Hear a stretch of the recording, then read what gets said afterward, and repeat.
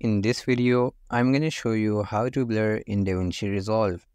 So first of all, what you're going to do is you're going to open your DaVinci Resolve and you're going to make sure that you're in the editing section. You can just check this by clicking on this third icon from the lower side of your screen. Then first of all, you need to import the media. Just right click here and then click on import media. Then you can drag your file into your timeline. As you can see here that this is my file. For example, I want to blur the license plate in my video. For this, first of all, you're going to move the player to the place from which you want to start the blur. Once you have done that, you need to go to color section from the lower side of your screen. Then you will be able to see here this kind of interface.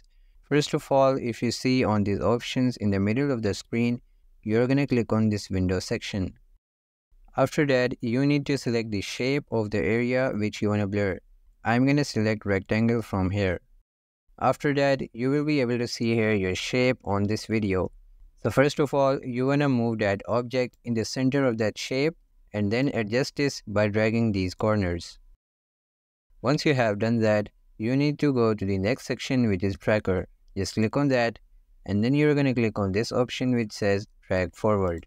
It will just track the motion of that object which you want to blur in the whole video. Once it has been completed, you're going to go to the next section which is blur. After that, you need to increase the radius from here.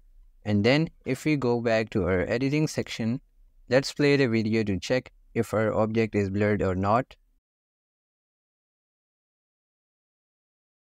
As you're able to see here that I tried blurring my license plate and it has been completed. Similarly, you can blur any object in DaVinci Resolve like this.